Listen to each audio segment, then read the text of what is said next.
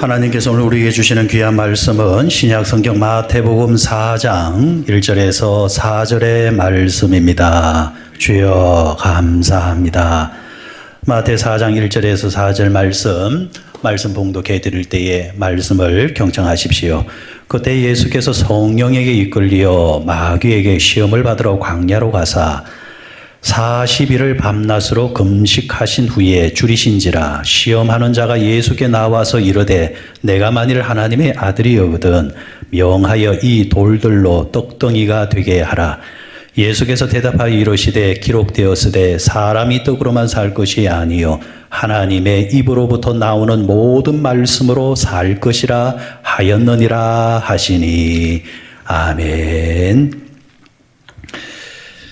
오늘 우리 하나님 말씀 이제 나눌 때에 먼저 퀴즈 하나 낼까요? 여러분들 그 백설공주 이야기 아시죠? 백설공주 책에 나오는 그 백설공주가 먹고 죽은 게 있었습니다. 뭘 먹고 죽었죠? 사과 먹고 죽었어요. 독사가 확실합니까? 확실하게 독사과가 맞습니까? 정답은 백설공주는 사과 먹고 죽은 것이 아니고 나중에 나이 먹고 죽었습니다. 그렇잖아요. 책에 어디에 그 공주가 사과 먹고 죽은 걸로 끝나지 않지 않습니까? 결국 백설공주는 나이를 먹고 죽었습니다. 결국 사람은 결국에는 다 나이를 먹고 죽게 되어져 있습니다. 그런데 성경은 참 역설적인 이야기를 합니다. 우리가 죽어야 다시 산다라는 겁니다. 육체적인 것은 우리가 때가 되어지면 이 땅에서 다 죽는 것은 하나님이 정한 이치지만은 그러나 그 후에 다시 사는 자들이 있습니다. 영원히 사는 자들이 있습니다. 첫째 사망은 누구나 다 맞을 수밖에 없지만은 둘째 사망이 피해가는 자들이 있습니다. 새롭게 태어나는 자들이 있습니다. 사는 자들이 있습니다. 그 사람들이 바로 예수를 믿고 구원받은 자들이겠지요. 마찬가지입니다. 이 땅에서도 마찬가지입니다. 우리가 영원히 살기 위해서는, 그 생명을 얻기 위해서는 이 땅에서 그 생명에 대한 보장을 받아야 되는데 이 땅에서 우리가 예수를 만나야 합니다. 그리고 예수를 믿어야 되고 예수를 영접을 해야 되는데 문제는 내가 죽지 아니하면은 예수가 내 안에 들어올 틈이 없다라는 겁니다.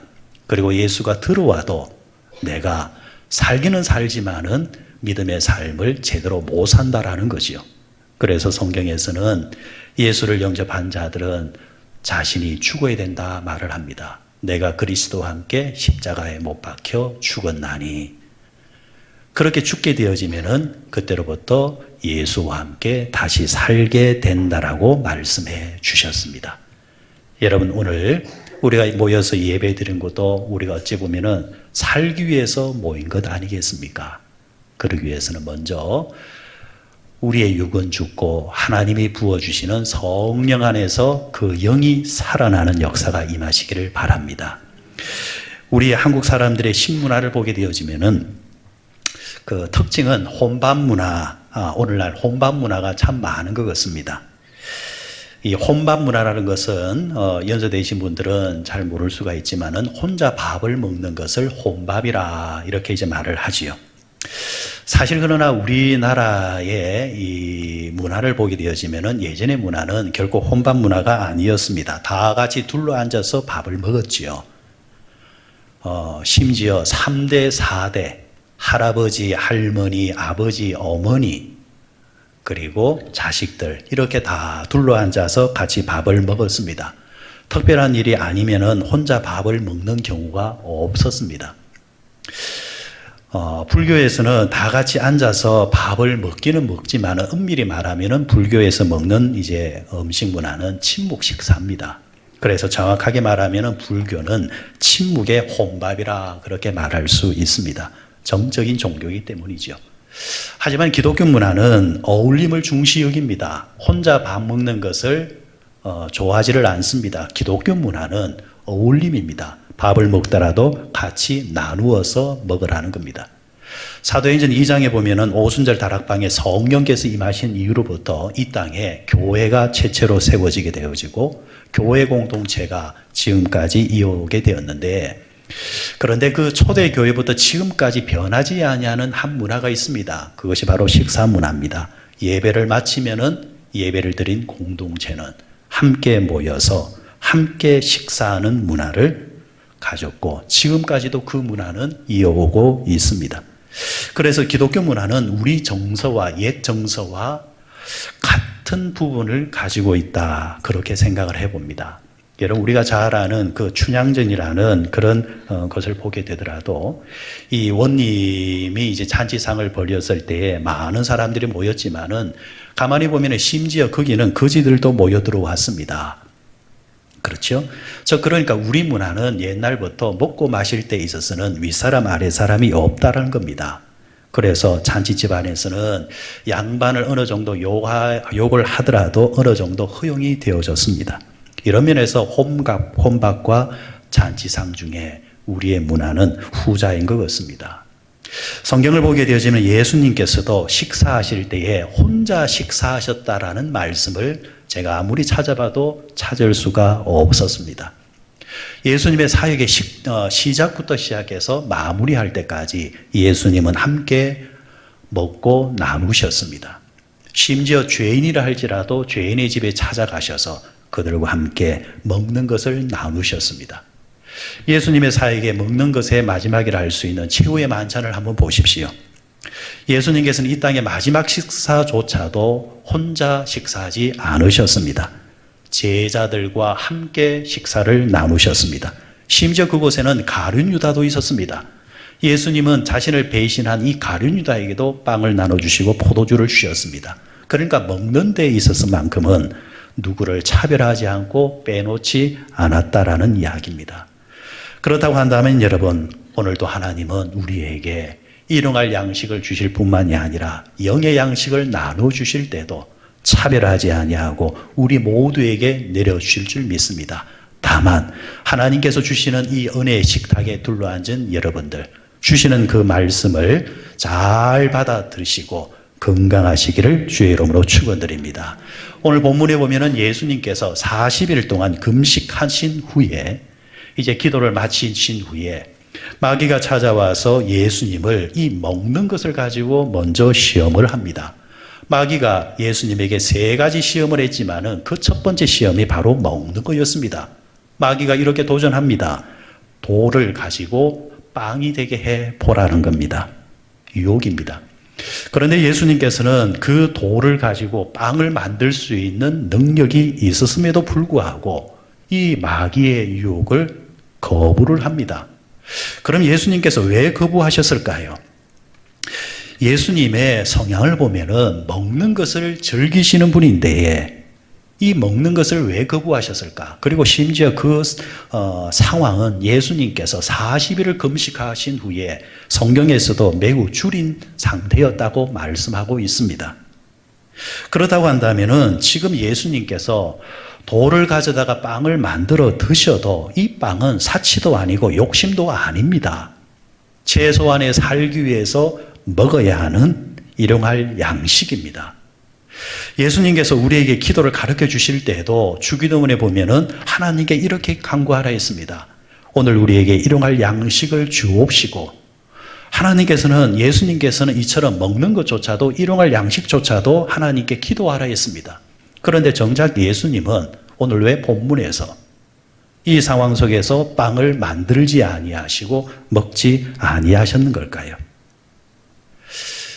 이것은 빵이 중요하지 않다는 말이 결코 아닙니다. 주기도문의 고백처럼 하나님은 우리에게 일용할 양식을 주시기를 원하시고 또 우리에게 빵이 필요하다는 것을 하나님은 더 잘 아시는 분입니다. 이 말의 뜻은 하나님은 우리에게 빵만 주시기를 원하시는 분이 아니고 빵보다 더 가치 있는 그 무언가가 있다라는 이야기입니다. 그러니까 그 우선순위를 혼동하지 말라라는 말씀인 것입니다. 다시 말해서 예수님께서 이 땅에 오신 이유, 이 땅에 오셔야만 한 이유가 뭐였는가? 예수님께서 우리에게 일용할 양식을 주시기 위해서 친히 이 땅에 오신 분이 아니라는 겁니다. 만약 일용할 양식의 문제로만 가지고 있었다고 한다면 굳이 예수님께서 이 땅에 오실 필요가 없잖아요. 하늘에서 구약처럼 만나를 내려주시고 메추라기를 모아주셔도 된단 말입니다. 그런데 예수님께서 직접 내려오셨다는 말은 예수님께서 내려오셔야만 했던 결정적인 이유가 있고 그 목적이 있다는 겁니다. 이 말은 다시 말해서 지금 이 마귀의 유혹의 본질은 뭐냐 하면은 돌을 가져다가 떡이 되게 해서 먹으라는 그 자체에 있는 것이 아니라 예수님께서 이 땅에 오신 그 목적을 흐리게 하는 데 있다라는 이야기입니다. 그러니까 예수님은 그 마귀의 의도를 지금 꿰뚫어 보고 있는 것입니다. 아무리 명분이 있고 좋은 것이라 할지라도 본래의 목적에 있어서 우선순위가 바뀌게 되어지면 그것조차도 성경은 아니라는 이야기입니다. 일간 신문사 기자였던 오소백 씨라는 수필 작가가 있었습니다.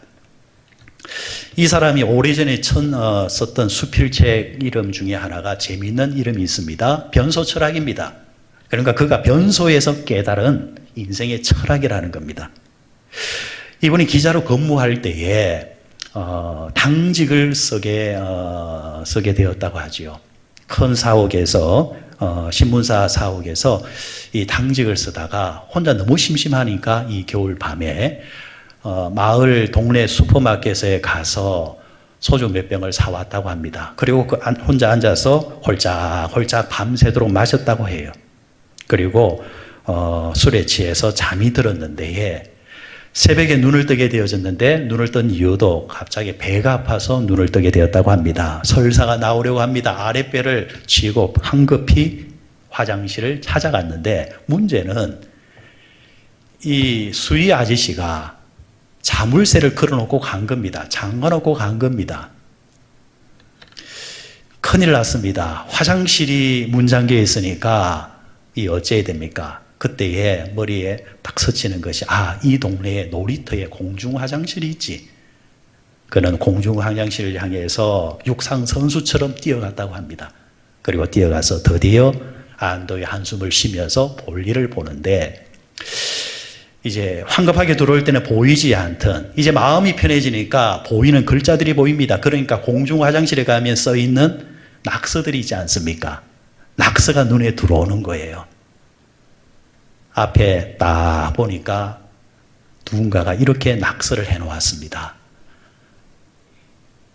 똥을 누고 있는 그대여 오른쪽을 보세요 라는 겁니다. 그래서 오른쪽을 딱 보니까 왼쪽을 보세요.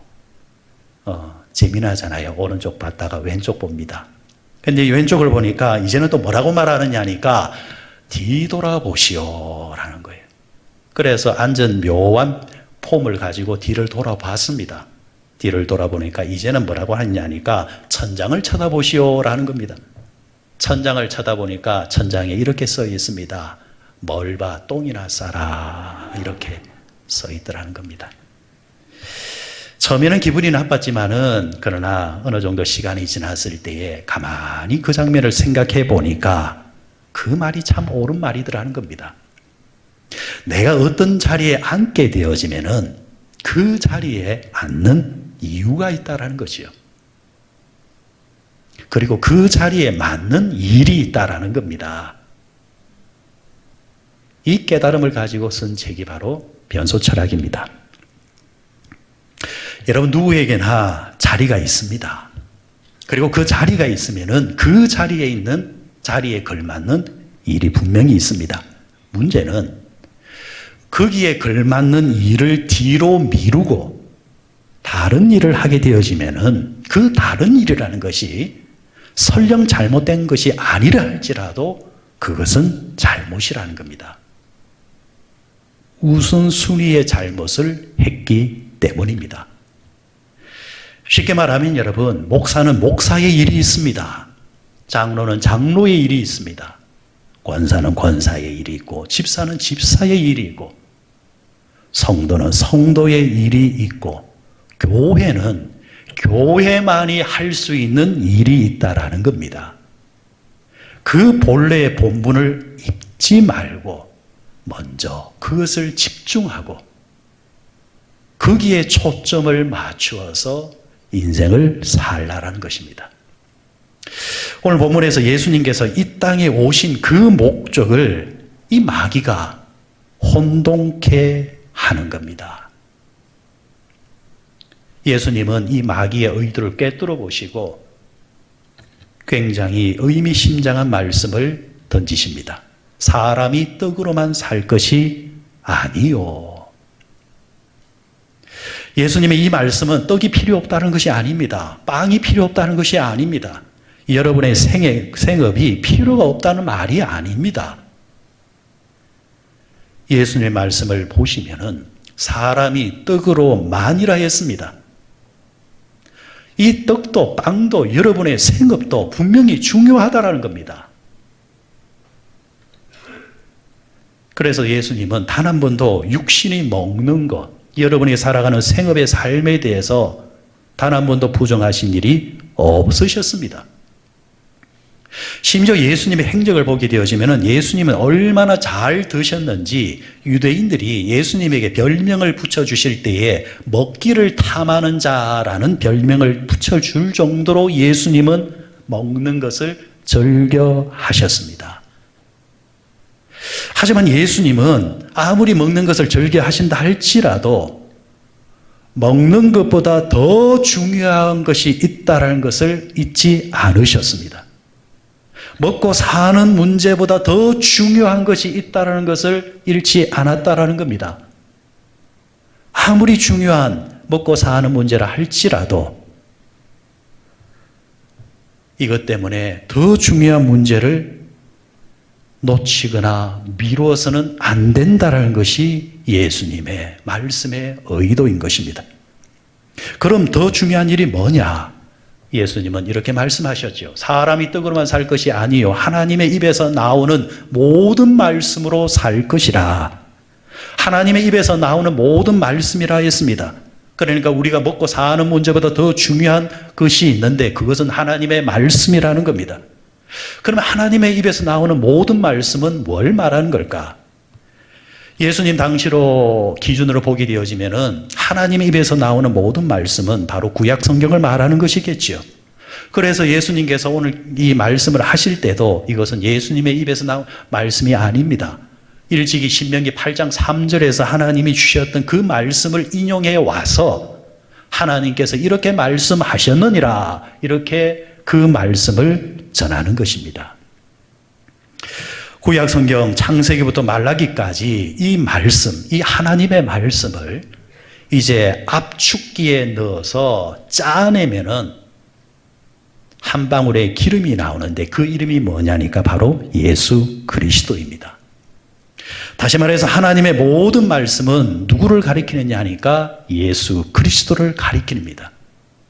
신약 성경이 시작할 때에 그 말씀의 제목이 뭡니까? 복음입니다. 복음이 누구를 말하는 겁니까? 예수님입니다.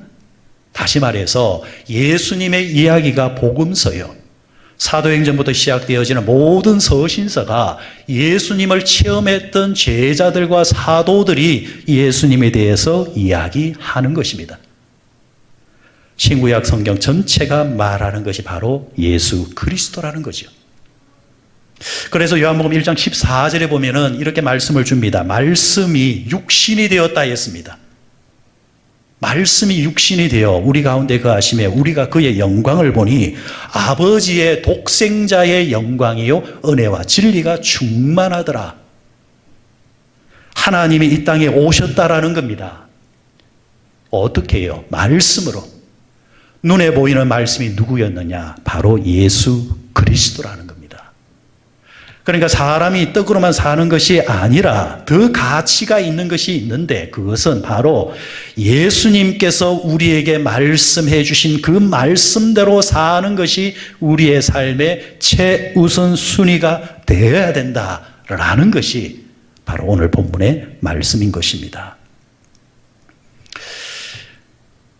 여러분, 왜 예수님께서 돌을 가져다가 떡이 되게 하라는 마귀의 유혹을 이제 왜 거절하셨는 줄 이해하시겠습니까? 떡이 나쁜 것이 아닙니다. 일용할 양식이 문제가 되는 것도 아닙니다.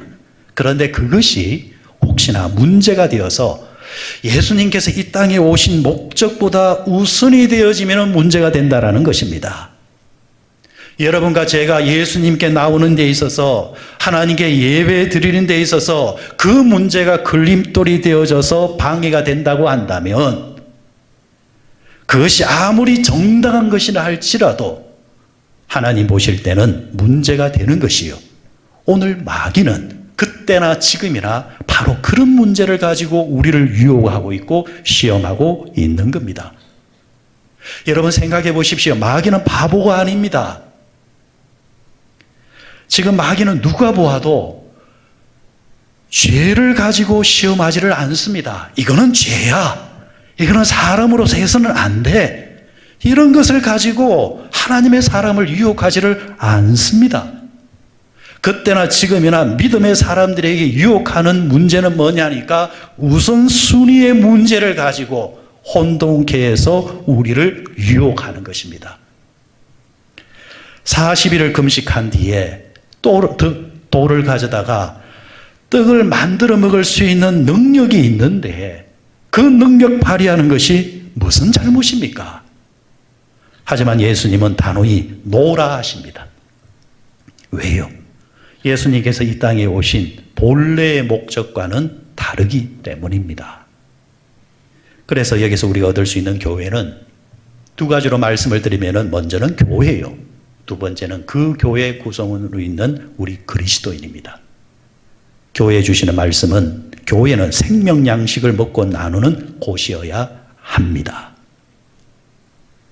사실 여러분 육의 양식을 나누는 곳은 교회가 아니라 할지라도 오늘 세상에 정말 많은 곳이 있습니다.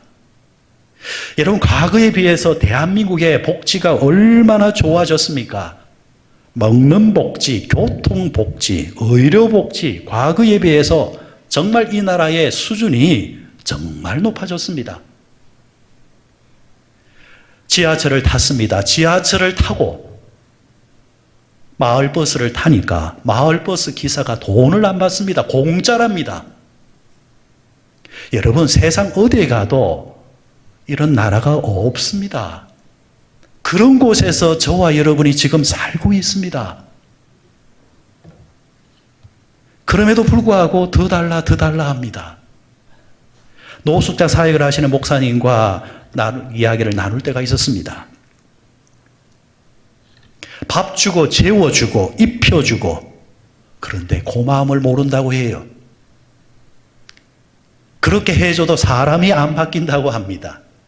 조금만 잔소리하면은 나가버린다는 겁니다. 왜 술 먹고 들어왔느냐? 왜 그런 식으로 들어오느냐? 이렇게 조금만 말하면은 여기 아니면 내가 갈 데 없는 줄 아느냐 하면서 기분 나쁘다 하면서 나가버린다라는 겁니다. 믿는 데가 있다는 말이죠. 월화수목금토일 어디서 무료 식사가 있는지 알고 있습니다.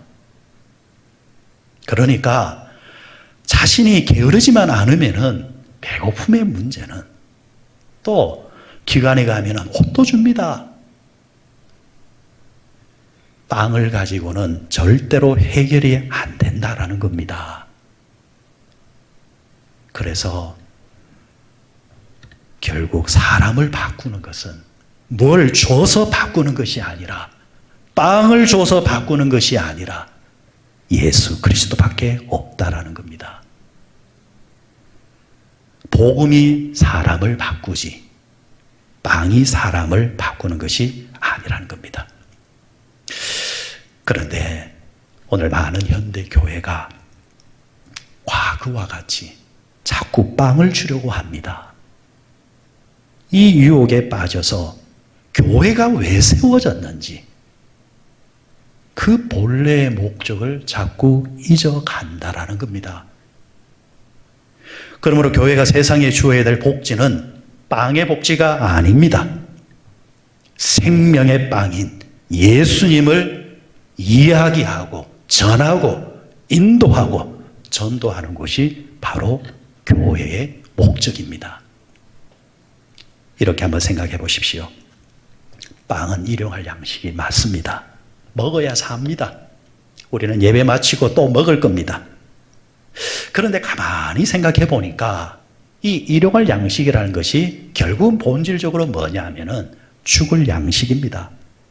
우리가 살아가는데, 잠시 살아가는 데는 이 양식이 필요하지만 결국에는 우리는 먹다가 죽고 먹고 죽는 겁니다. 결국에는 죽는 겁니다. 하지만 성경은 오늘 우리에게 말씀하실 때에 예수가 생명의 빵이라는 겁니다. 먹고 죽는 것이 아니고 먹고 영원히 산다고 말씀하셨습니다. 요한복음 6장 35절에 보면 예수님께서 자신을 이렇게 말씀합니다. 나는 생명의 떡이니 내게 오는 자는 결코 줄이지 아니할 것이고 나를 믿는 자는 영원히 목마르지 아니하리라. 세상 어디에 먹으면은 영원히 줄이지 않는 빵이 어디 있고 마시면은 영원히 목마르지 아니하는 음료가 어디 있습니까? 예수님은 자신이 그렇다라는 겁니다. 그래서 예수님은 최후의 만찬을 통해서 제자들에게 마지막 만찬 때는 땅의 빵과 음료를 주신 것이 아니라 이 빵은 내 살이요, 이 포도주는 내 피니라. 나를 먹고 마셔야 되느니라. 이렇게 말씀하시면서 이 영혼의 양식을 말씀해 주신 것입니다. 그러므로 여러분, 교회는 가장 우선순위가 뭐냐? 가장 중요한 사역이 뭐냐? 생명사역입니다. 전도사역입니다. 이 사역을 우리가 잊어서는 안 되고 미뤄서도 안 되고 다른 것에 밀려서도 아니 되어지는 것입니다. 예배드리는 공동체는 이 하나의 목적을 가지고 중심에 서 있을 때에, 그것이 앞장설 때에 다른 사역도 빛을 발하고 아름다워지는 것입니다.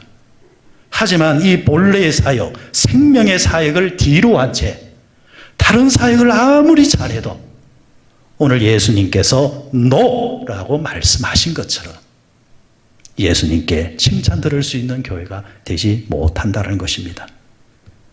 교회는 돌멩이 빵을 강조하는 것이 아니라 생명의 빵인 예수님을 이야기하고 전하고 나누는 곳이 되어야 합니다. 우리 개인에게 주시는 교훈도 같은 맥입니다. 우리 인생의 목적은 생명의 떡이신 예수님을 구하는 것입니다. 오늘 마귀가 예수님에게 돌멩이를 가져다가 떡이 되게 해라 했습니다. 이 말은 다르게 말하면 쉽게 말해서 기적을 일으키라는 겁니다. 기적을 일으키라는 겁니다. 사실 오늘 우리도 이런 유혹을 받고 있습니다. 교회에 나오는 이유가 기적을 바라고 기적이 일어나기를 원해서 나오는 분들도 있지요. 심지어 교회 생활을 오래 하신 분들도 예배 드리러 나올 때에 기적을 바라고 나오시는 분들이 상당수입니다. 성경에 보면 사실 기적의 이야기가 곳곳에 나옵니다. 그런데 여러분, 우리가 꿰뚫어 봐야 될 것이 놀라운 기적이 일어났다고 해서 그 현장에 있었던 기적을 체험했던 사람들이 하나님을, 예수님을 인격적으로 영접하고 믿음의 사람이 된 경우가 과연 몇 번이나 있더냐라는 겁니다. 여러분, 모세가 애굽의 왕 바로 앞에서 10번의 기적을 일으켰습니다. 그렇다고 해서 바로가 회개하고 하나님의 사람이 됩니까? 아합과 이세벨이 사악한 자들 이 부부 앞에서 엘리야가 눈에 보이는 데서 하늘에서 불이 내리게 하고 3년 6개월 동안 문이 닫혔던 하늘의 문을 열어서 비가 내리게 하는 기적을 일으켰을 때, 그렇다고 해서 그들 부부가 회개하고 하나님의 사람으로 변화되던가요? 가룟 유다가 예수님의 기적을 보지 못해서, 체험하지 못해서 예수를 배반했습니까? 예수님께서 물고기 2마리와 보리떡 5개를 가지고 5,000명을 먹이니까 그 기적을 체험했던 사람들이 예수님을 왕으로 세우려고 했지 않습니까? 그런데 그들 중에 예수님께서 십자가를 지실 때 누가 함께 했습니까? 결국 여러분, 기적이 사람을 바꾸는 것이 아니더라는 겁니다. 저는 목회를 하면서 이런 경우를 수없이 보았습니다. 어려운 형편을 짊어지고 교회를 찾아옵니다. 예수님을 영접합니다. 그런데 살만해지면 설설 다른 엉뚱한 소리를 하기 시작합니다. 수년 전에 비해서 지금의 모습을 보면은, 옆에서 보면은 이렇게 되어진 것이 기적인데도 불구하고 이런저런 이유를 대면서 하나님을 멀리하고 교회를 멀리합니다. 결국 깨닫는 것은 기적이 사람을 바꾸는 것이 아니다. 빵이 사람을 바꾸는 게 아니다. 기적이 꼭 복이 되는 것만이 아니구나. 그래서 여러분, 우리가 하나님을 제대로 믿으려고 한다면은, 수준 높은 신앙으로 오늘날 서려고 하면은 이 기적의 유혹에서 먼저 벗어나야 합니다. 기적을 구하는 것이 아니라 표적을 구하셔야 됩니다. 성경은 기적과 표적을 은밀하게 구분해 놓았습니다. 그래서 신앙인은 기적을 찾아가는 자들이 아니라 표적을 찾아가는 자들입니다. 단어적으로 설명을 해드리면 기적은 초자연적인 현상을 보는 거지요. 그 현상을 통해서, 사건을 통해서 우리는 신성을 느끼는 겁니다. 그럼 표적은 뭐냐? 다른 영역입니다. 표적은 성경에서, 영어 성경에서 사인이라 이렇게 표현해 놓았습니다. 하늘에서 보내는 사인이라는 겁니다. 의도가 있다라는 겁니다. 목적이 있다라는 겁니다. 그래서 기적은 일어난 일을 보는 것이지만 표적은 일어난 일의 의도를 생각하는 겁니다. 기적은 빵을 구하는 것이라고 한다면 표적은 빵을 주신 이유를 찾는 겁니다. 왜 빵을 주셨는가? 기적은 병이 낫기만을 원합니다. 하지만 표적은 병을 낫게 해주시는 이유를 찾는 겁니다. 기적은 부자가 되는 겁니다. 하나님, 부자가 되게 해주십시오. 성공하게 해주십시오. 하지만 표적은 왜 내가 부자가 되어야 되는가? 내가 왜 물질을 가져야 되는가? 그 이유를, 목적을 세우는 겁니다. 요한복음 2장에 보면은 예수님은 가나라는 동네에서 혼인잔치에 손님으로 참석을 하셨지요. 그런데 그 집에서, 혼주집에서 분명히 갖추고 있어야 될 이 음료를 할 수 있는 포도주가 동이 나는 바람에 손님 접대에 치명적인 문제가 생겼습니다. 같이 동행했던 어머니 마리아가 그 집안의 문제를 가지고 예수님께 나와서 부탁을 합니다. 하지만 예수님께서는 아직까지 내 때가 이르지 아니했습니다. 그리고 내가 왜 이 집에 이런 일을 해야 됩니까? 라고 단호히 거절을 합니다. 하지만 예수님께서는 어머니 마리아는 예수님께 지속적으로 부탁을 하게 되어지자 예수님은 결국에는 사랑으로 물이 변하여 포도주가 되게 하시는 기적을 일으켜 주십니다. 그런데 여러분, 이 기적의 말씀에 마지막 구절에 어떻게 표현이 되어 있느냐니까 이렇게 기록해 놓았습니다. 예수께서 이 첫 표적을 갈릴리 가나에서 행하여 그의 영광을 나타내심에 제자들이 그를 믿으니라. 유심히 성경 곳곳을 한번 보십시오. 예수님께서 어떨 때는 눈먼 자를 눈을 뜨게 해주시고 안전병을 일으켜주는 사건들이 나올 때도 있습니다. 그런데 예수님께서는 그들에게 뭐라고 말씀하시느냐 하니까 다른 사람들한테 가서 아무 소리 하지 말라는 겁니다. 입을 다물라라는 겁니다.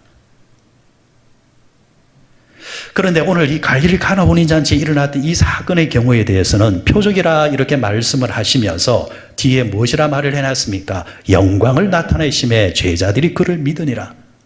이 기적에 목적이 있었다라는 것입니다. 예수님께서 우리에게 기적을 주시고 축복을 주실 때는 단순하게 그냥 주시는 것이 아닙니다.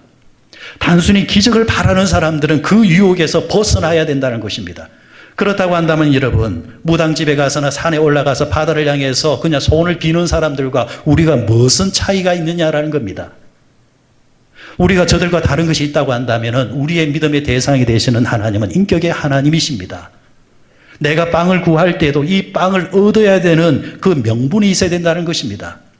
하나님께서 초자연의 이 자연의 법칙을 거스르면서까지 하나님께서 설계하신 그 법칙을 거스르면서까지 내게 복을 주시고 기적을 주셔야 되는 그 이유가 뭐냐라는 겁니다. 그 이유가 없는데도 불구하고 하나님께 기적 바라는 것은 예수님의 의도가 아니라는 겁니다.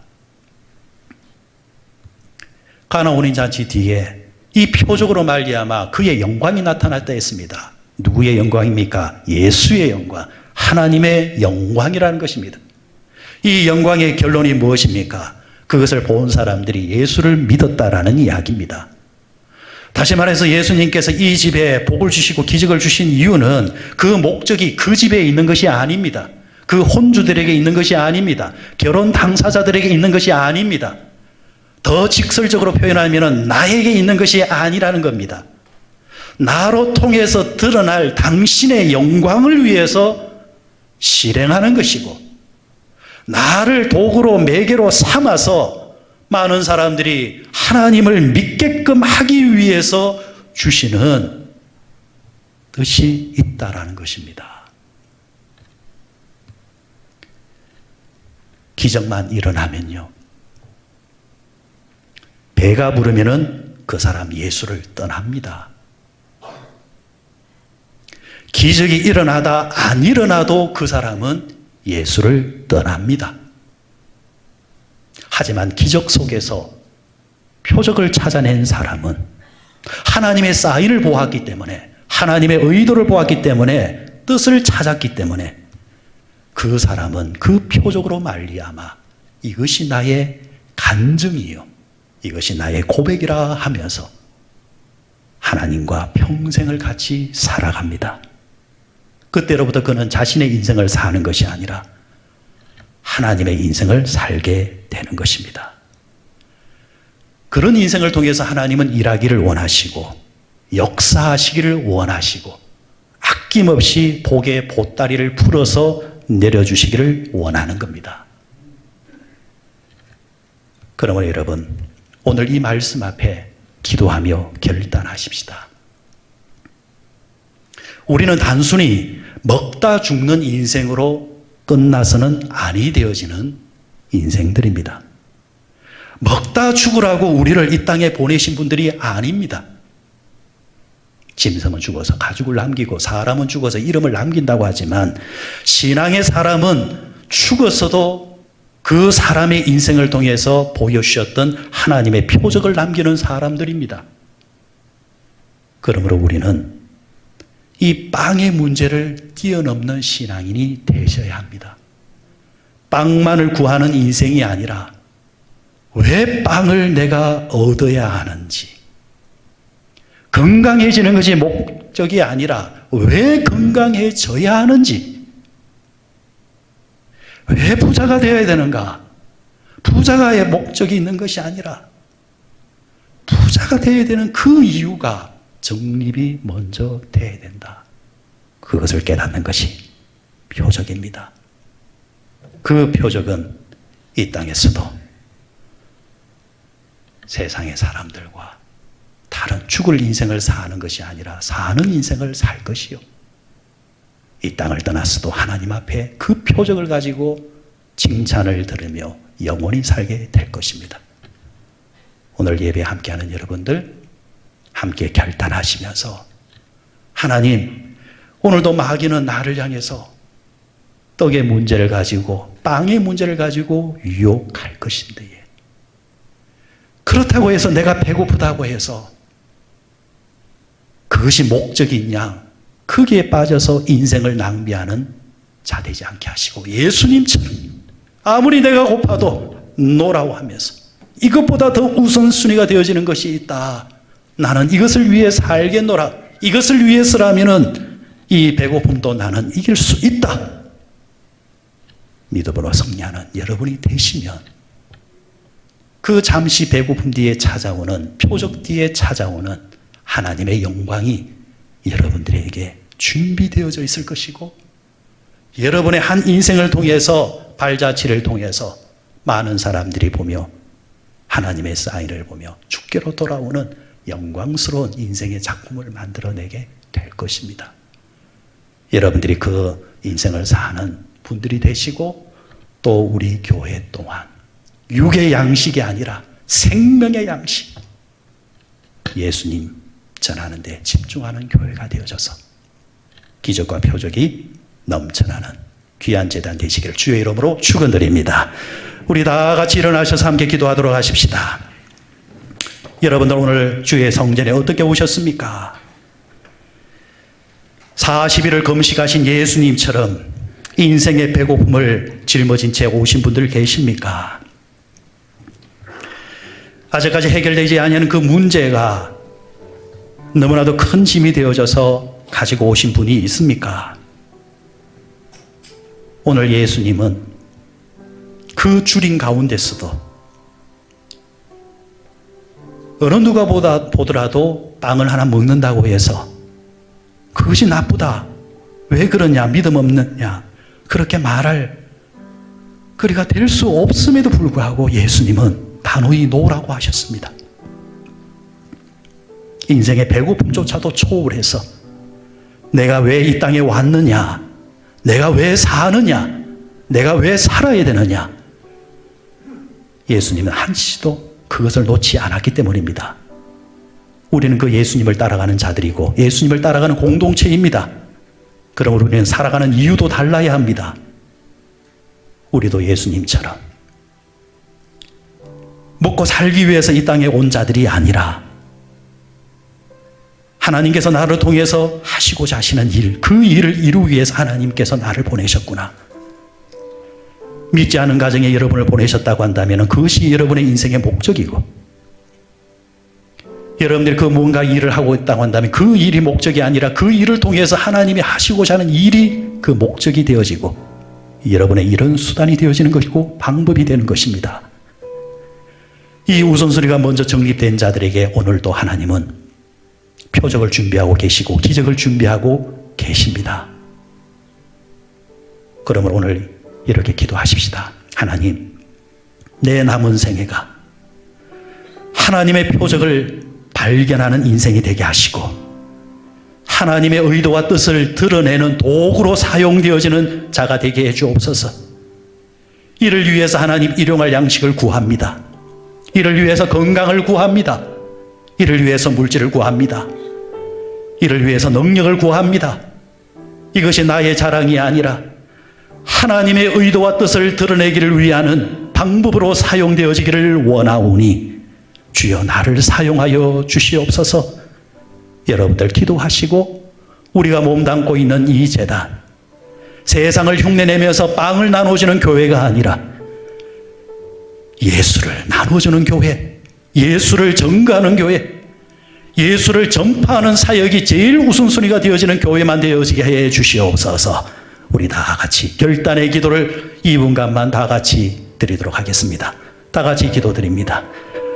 하나님 아버지, 오늘도 우리를 사랑하시고 우리를 인도하셔서 아버지 하나님, 우리가 이 땅에 온 이유가 무엇인가, 예수님께서 이 땅에 오신 그 이유를 보여주심으로 통해서 우리에게 가르쳐 주셨습니다. 빵을 주시기 위해서 온 것도 아니고, 빵을 얻기 위해서 오신 것도 아니고, 빵을 만들기 위해 오신 것도 아니고, 생명의 빵이 되시는 당신을 내어주시기 위해서 내려오셨고, 그 한 가지를 이루기 위해서 예수님은 오직 한 목적을 향해서 질주해 가셨습니다. 하나님, 우리도 우리의 생애가 하나님께서 우리를 이 땅에 보내신 그 이유와 목적을 찾게 하여 주시고, 때마다 시마다 우리에게 보내시는 그 표적 앞에 깨닫는 눈이 있게 하시고 영이 있게 하여 주시사 그 삶을 살아갈 수 있는 저희들 되게 해 주시옵소서. 사람이 떡으로만 살 것이 아니요 하나님의 입에서 나오는 모든 말씀으로 살 것이라 말씀하여 주시면서 능력이 계심에도 불구하고 할 수 있음에도 불구하고 단호히 노라고 하시면서 오히려 그 배고픔을 이겨내시며 이 땅에 오신 그 목적을 향하여서 한치의 흔들림도 없이 달려가셨던 그 예수님을 보면서 우리도 그 예수님을 따라가기를 원합니다. 오늘날 마귀는 여전히 예수님을 시험했던 것처럼 빵을 가지고 우리를 시험할 것입니다. 물질을 가지고 시험하고 세상을 살아감에 있어서 얻기를 원하고 구하기를 원하고 많이 가지기를 원하는 그것을 가지고 끊임없이 우리를 유혹하고 있습니다. 생각하기 나름대로 이것이 뭐가 문제가 되느냐라고 하는 것을 가지고 우리를 유혹하고 있습니다. 하지만 오늘 예수님은 노라고 하셨습니다. 아무리 그것이 정당한 것이라 할지라도 하나님 앞에서 우선순위가 바르지 않는다고 한다면 그것은 잘못이니라. 그것이 일용할 양식의 문제라 할지라도 하나님이 우선이니라 우리에게 가르쳐 주셨습니다. 그렇게 살 때 마귀는 너는 그렇게 살면 망한다라고 끊임없이 우리를 유혹합니다. 그렇지만 주님은 그렇게 살면은 네가 산다라고 말하고 있습니다. 그 사이에 우리가 서 있습니다. 어느 때까지 두 사이에서 머뭇머뭇하려느냐?